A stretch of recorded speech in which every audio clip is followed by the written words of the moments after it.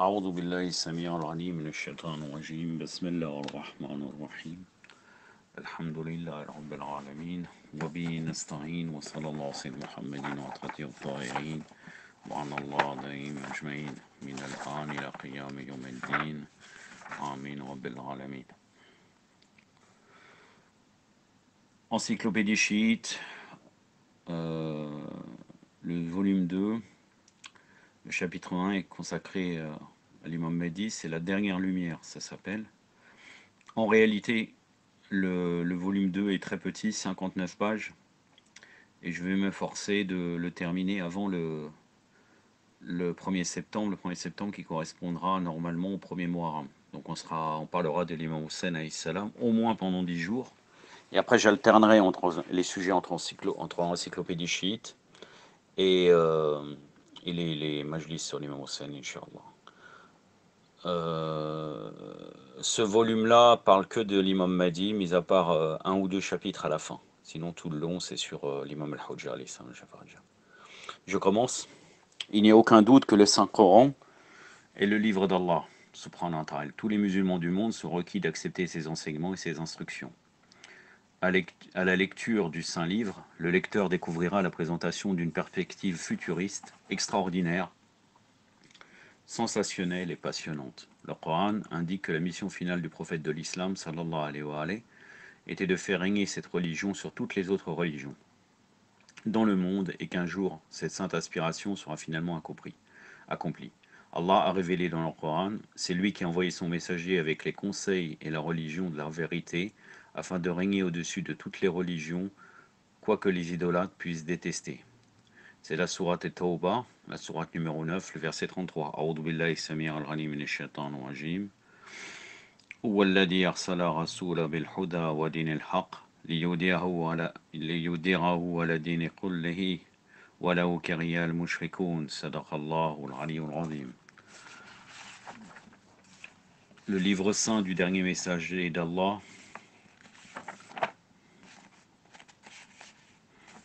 donne d'heureuses nouvelles que le royaume d'Allah sur terre appartiendra finalement aux serviteurs justes et vertueux d'Allah.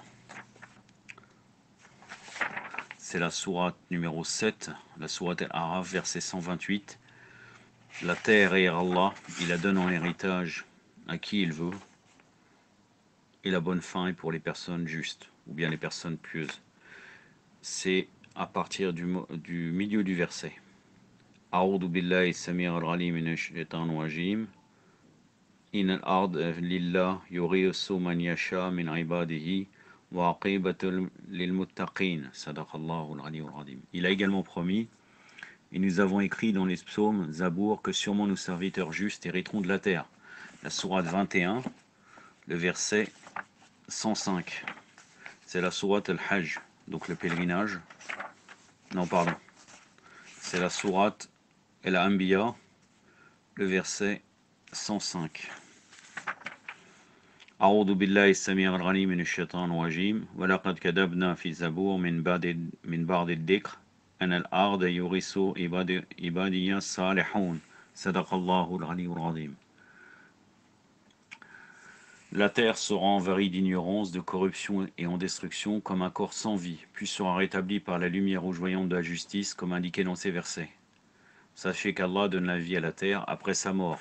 La sourate 57, le verset 17. Donc tout ça est tout un tas de versets qui concernent en particulier l'imam al-Hujja. Donc c'est sourate al-Hadid, donc la sourate du fer, le verset 17. أعوذ بالله السميع العليم من الشيطان الرجيم اعلموا أن الله يحيي الأرض بعد الموتها صدق الله العلي العظيم. Allah a promis aussi un autre verset. Allah a promis à ceux parmi vous qui croient et font le bien qu'il fera d'eux ses représentants sur la terre comme il le fit pour ceux qui vécurent avant eux. Il leur a promis aussi d'établir religion lui a plu de leur donner et de changer leur inquiétude par la sûreté. Ils m'adoreront et ne m'associeront rien. Donc la sourate An-Nur, la sourate La Lumière, le verset 55.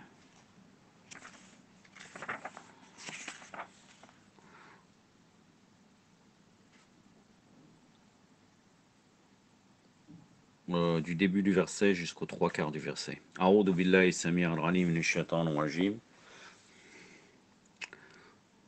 وعد الله الذين آمنوا منكم وعملوا الصالحات ليستخلفنهم في الأرض كما استخلف الذين من قبلهم ولم يمكننا لهم دينهم الذي اقتدى لهم وليبدلنهم من بعد خوفهم أمنا يعبدوني لا يشركوا به شيء صدق الله العلي العظيم. Allah également indique dans la sourate 61, le verset 8, il prévoit d'éteindre la lumière d'Allah avec leur bouche, mais Allah accomplira sa lumière, quoique les incrédules puissent la détester. Il y a un verset à peu près similaire pour votre information dans la sourate Tawbah, qui est comme cela aussi. Là, c'est dans la sourate 61, la sourate 61 qui correspond à la sourate As-Saf, donc le rang, le verset numéro 8. أعوذ بالله السميع العليم من الشيطان الرجيم يريدون الله يريدون أعوذ بالله السميع العليم من الشيطان الرجيم يريدون ليطفئوا نور الله بأفواههم والله متم نوره ولو كره الكافرون صدق الله العلي العظيم.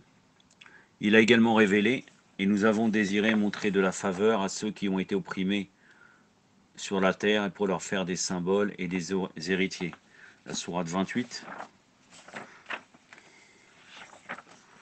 le verset numéro 5. C'est la sourate Al-Qasas, donc la sourate, le récit, le verset numéro 5. أعوذ بالله السميع العليم من الشيطان الرجيم ونريد أن نمنع على الذين استضعفوا في الأرض ونجعلهم أئمة ونجعلهم وارثين صدق الله العلي العظيم. C'était quelques courts exemples sur les heureuses nouvelles mentionnées dans le Coran. En étudiant ces sujets et dizaines d'autres indications semblables, on en déduit que le message islamique atteindra sa réalisation complète lorsque ces saintes aspirations auront lieu.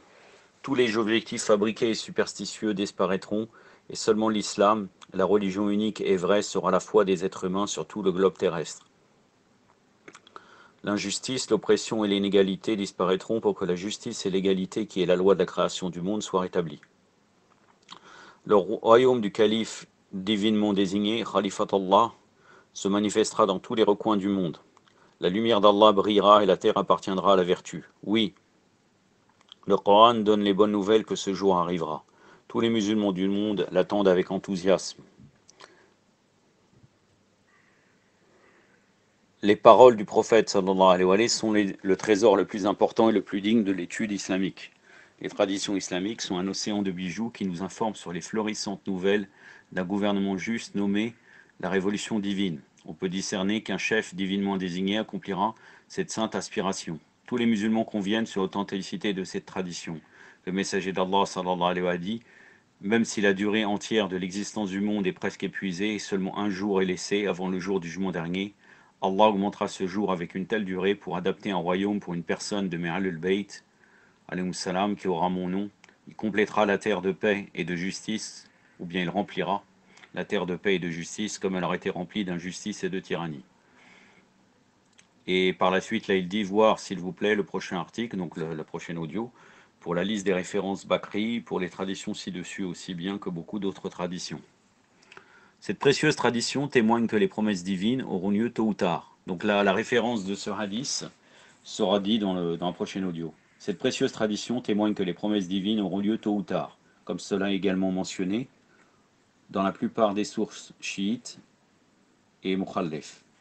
Dans les deux sujets de la prophétie et l'imama, on constate qu'en raison de la loi des conseils généraux qui régissent toute la création, l'être humain est doté de la puissance de recevoir la révélation par la prophétie, qui le dirige vers la perfection de la norme humaine et le bien-être des espèces humaines. Évidemment, si ces perfections et bien-être n'étaient pas possibles à l'être humain, le fait même qu'il est doté de cette puissance aurait été sans signification et futile. Mais il n'y a aucune futilité dans la création. En d'autres termes, depuis que l'homme vient sur terre, l'être humain a eu le souhait de mener une vie sociale remplie de bonheur, dans son sens vrai, et tâcha vers ce but. Il travaille vers ce but. Si un tel souhait n'avait pas lieu d'exister objectivement, ce bonheur n'aurait jamais été imprimé dans la nature innée de l'homme. De la même manière que s'il n'y avait aucune nourriture, la faim n'aurait aucune signification, ou si l'eau n'existait pas, l'être humain ne sentirait pas la soif. Idem pour l'attraction sexuelle entre les sexes, la reproduction n'aurait aucun sens. Par conséquent, par la raison de la nécessité et de la détermination intérieure dans un futur proche, la société humaine sera remplie de justice, les gens vivront dans la paix et la tranquillité, et les êtres humains seront entièrement pourvus de vertu et de perfection. L'établissement d'une telle condition se produira par des mains humaines avec l'aide divine. Le chef d'une telle société s'appelle dans les traditions El-Mahdi, c'est-à-dire le bien guidé, le guidé. Dans les différentes religions qui régissent le monde comme l'hindouisme, le bouddhisme, le zoroastrianisme, le judaïsme, le christianisme et l'islam, elles ont tous des références sur une personne qui viendra en tant que sauveur de l'humanité. Ces religions ont prédit d'heureuses nouvelles sur sa venue, bien qu'il y ait des différences naturellement et mineures qui peuvent être discernées lorsque ces enseignements sont comparés soigneusement. Cependant, une chose est sûre. Tous ces enseignements ont en commun la venue d'un être humain pour établir la paix et la tranquillité partout sur la terre. Chaque religion a un attachement différent à ce principe. Chaque être humain, indépendamment de sa religion, est censé accepter l'accord commun de tous ces enseignements. Ceci prouve la nécessité de cette croyance. Ainsi, le sauveur de toutes ces religions viendra à la fin des temps, sa venue manifestée par l'individu. Les attachements des différentes religions peuvent être réconciliés sur cette propre tendance. Du fait que les enseignements des religions précédentes ont été à long terme modifiés, l'islam a garanti sa survie. En conséquence, nous devrions accepter l'attachement des traditions du prophète, qui nous a offert la prophétie d'un sauveur nommé l'imam al-Mahdi, Jésus, alayhi salam, viendra en tant qu'un des disciples de l'imam Mahdi. Il y a de nombreuses traditions citées chez les Bakri et les sourchites du saint prophète sallallahu alayhi wa sallam sur l'aspect du Mahdi, alayhi salam, de son type, qu'il est de la famille du prophète et que sa parousie permettra à la société humaine d'atteindre la véritable perfection et la pleine réalisation de la vie spirituelle. En outre, il y a de nombreuses traditions sur l'identité d'Al-Mahdi. Il est le fils du 11e imam, l'imam Hassan Askari, alayhi salam.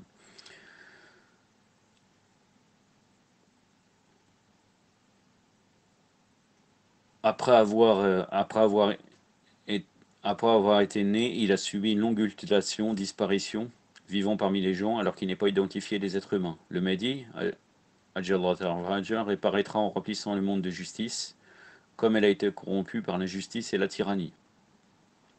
Dans une tradition du saint prophète, sallallahu alayhi wa alayhi, il dit au commandant des croyants, Ali alayhi salam, il y aura 12 guides après moi. Le premier d'entre eux c'est toi, ô Ali, et le dernier sera l'appui. Al-Qa'im. Allahumma salli ala. Avec la grâce d'Allah, il gagnera la victoire sur l'Est entier et à l'Ouest du monde. L'imam Rida alayhi salam, le 8e imam, a indiqué au cours d'une tradition, les imams après moi sont mes fils, Mohammed, et après lui son fils, Ali, et après Ali son fils, Al-Hassan, et après Al-Hassan son fils, Hujjatullah al-Qa'im. La preuve d'Allah qui se tiendra, qui est attendue pendant son occultation et obéie pendant sa manifestation.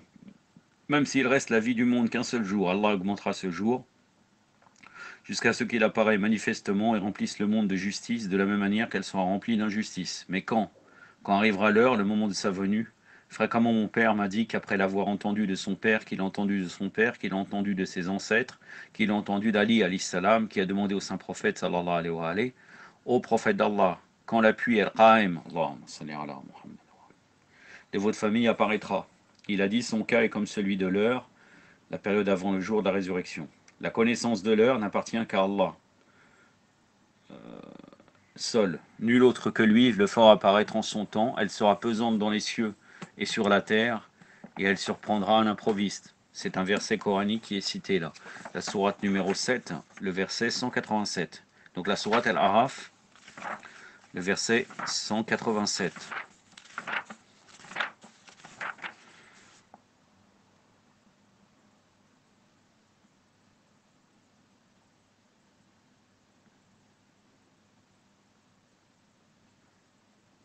أعوذ بالله السميع العليم من الشيطان الرجيم يسألونك عن الساعة أين المرساها قل إنما علمها عند ربه ليجليها لوقتها إلى هو ثقلت في السماوات والأرض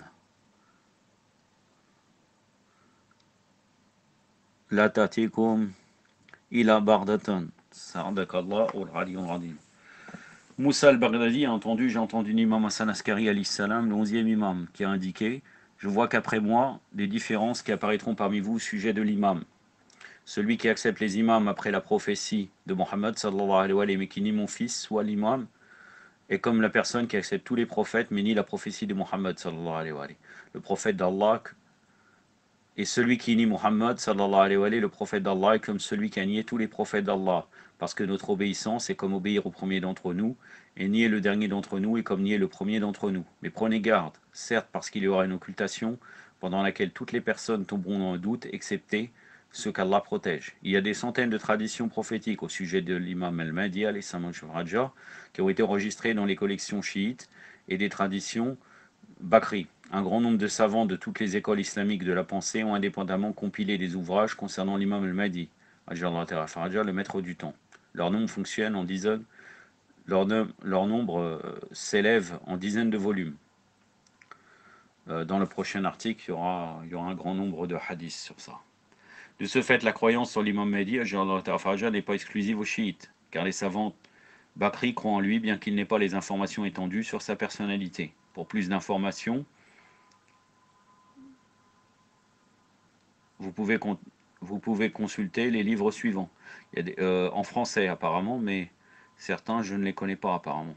Mais là c'est des sources Bakri. Le Mehdi attendu par Youssef ibn Yahya al-Sulami, Dar al-Kutub al-Almiya, Beyrouth, Liban, source Bakri, donc une source sunnite. Le Mehdi ou la fin des temps de Mohamed Baqir Sa, traduit et édité par Abbas Ahmed el-Boustani, La Cité du Savoir, Voyage vers la lumière de Seyed Abbas Nordin, édition BA, Prophétie et signe de la fin du monde, édité et distribué par Orientica, page 90, source Bakri, etc. Il y a d'autres ouvrages, bien sûr, qui peuvent être étudiés par les sources qui suivront. Donc la prochaine fois, Inch'Allah, ça sera les hadiths des Bakri sur l'imam al-Hujja, alayhi salam. يكتفي بهذا القدر وصلى الله على سيدنا محمد وعلى آله الطاهرين والسلام عليكم ورحمة الله